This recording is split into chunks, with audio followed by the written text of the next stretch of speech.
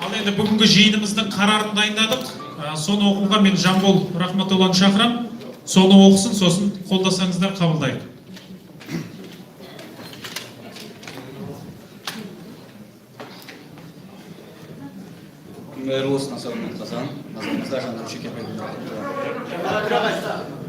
Жаңаөзен Қандықырғынына 8 жыл атты демократиялық партия жиынының қарары. Қадірлі отандастар, биліктің қолымен жасалған Қандықырғын Жаңаөзен қасіретіне биыл 8 жыл болды. Ресми деректерге сүйенсек, бұл оқиға кезінде 16 адам Жаңаөзен қаласында, бір адам шетпеде қаза болған. Ал бейресми деректер бұдан да көп адам полиция оғынан жан тапсырды деген ақпарат ұсынады. Осы уақыттың ішінде билік Жаңаөзен қасіретіне шынайы кінәлілерді жазалаған жоқ. Оны ұйымдастырған, атуға бұйрық берген, бейбіт халыққа оқ атқан жендеттерді сотқа тартпады. Бұл қасіреттің ақиқаты ашылмасы үшін барлығын жасап келеді. Сонымен бірге, бейбіт мұнайшылар тек қана атыс кезінде емес, 16 желтоқсандағы оқиғадан кейін де көз жұмды. Демек, неше жыл өтсе де Жаңаөзен құпиясы әлі де толық ашылмауда. Алайда, Жаңаөзен оқиғасына кім кінәлі деген сұраққа жауапты халық ашық айтуда. Егер ақтау мұнайшылар бас көтерсе, тағы да оқ атуға бұйрық беремін деген сыңайда мәлімдеме жасаған сол кездегі ішкі істер министрі Қалмұханбет Қасымов еді. Ол бұл әрекетімен сөздері үшін жауапқа тартылмақ түгілі, одан кейін де бірнеше жыл министр қызметінде отырды. Ал қазір Қауіпсіздік кеңесі хатшысы орнында отыр. Маңғыстаудағы Қандықырғынға тікелей жауапты адам ретінде халық жадында қалған Қасымов ел арасында Жаңаөзен қасапшысы деген атқа қалды. Осыған байланысты біз Жаңаөзен Қандықырғынын қайта тергеп, оған қызметтік құзыретіне сәйкес жауапты лауазымдылар Қалмұханбет Қасымовты, Қырымбек Көшербаевты, Аслан Мусинді және Қазақстанның бұрынғы президенті Нұрсұлтан Назарбаевты тексеруге шақырамыз.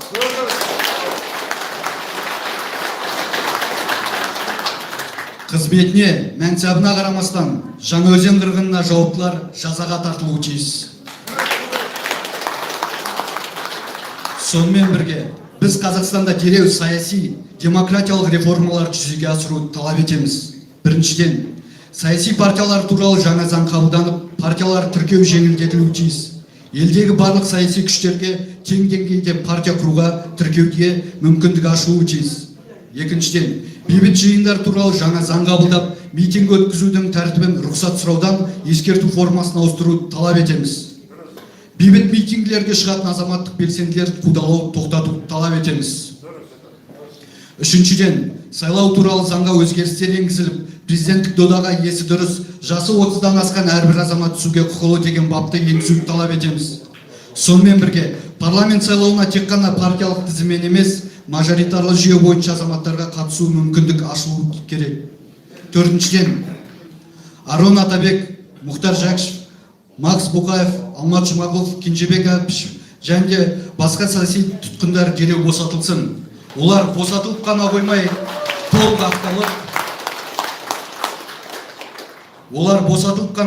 толық ақталып, мемлекеттен бұл азаматтарға заңсыз қудаланғаны үшін өтемақы төленуі тиіс. Бұл азаматтардың ешқайсысы да қылмыскер емес. Олар елдің, халықтың патриоттары. Бесіншіден, елбасы, тұңғыш президент және Қауіпсіздік кеңесінің төрағасы туралы заңдардың барлығы өз күшін жоюы қажет. Бұлар ойдан құрастырылған жасанды заңдар. Бірде-бір заң халық талқысына түсіп, жалпы ұлттық референдумда қабылданған жоқ. Сол себепті Назарбаевқа берілген жасанды лауазымдардың барлығы алынып тасталуы тиіс. Алтыншыдан, Ұлттық қауіпсіздік комитетінің төрағасының орынбасары, шекара қызметінің басшысы Ділманов Қытайдағы азаптаудан бас сауғалап, тарихи отанына келген қастер мен мұрагерді ресми Бейжіңге қайтарамыз деген мәліметті ашық айтты.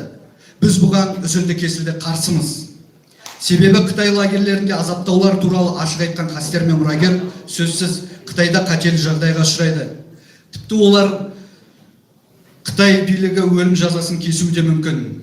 Сондықтан біз Қазақстан азаматтары қастер мен мұрагерді Қытайға бермеуді талап етеміз.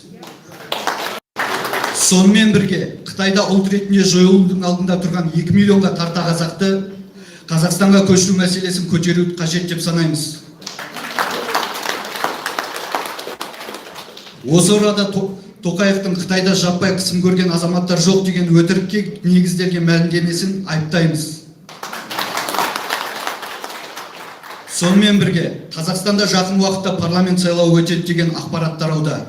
Егер дәл қазіргі жағдайда сайлау өтсе, онда халықтың таңдауы тағы да болмайды.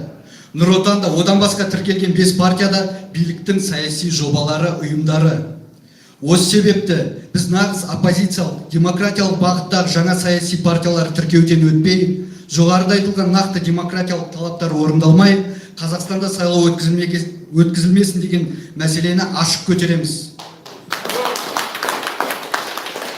Біз Қазақстан азаматтары демократиялық партияны құру бастамашыл тобына қарсы жасалып отырған барлық араңдатуды тоқтатып, жаңа оппозициялық тәуелсіз саяси күштің шығуына кедергі жасалмауын талап етеміз.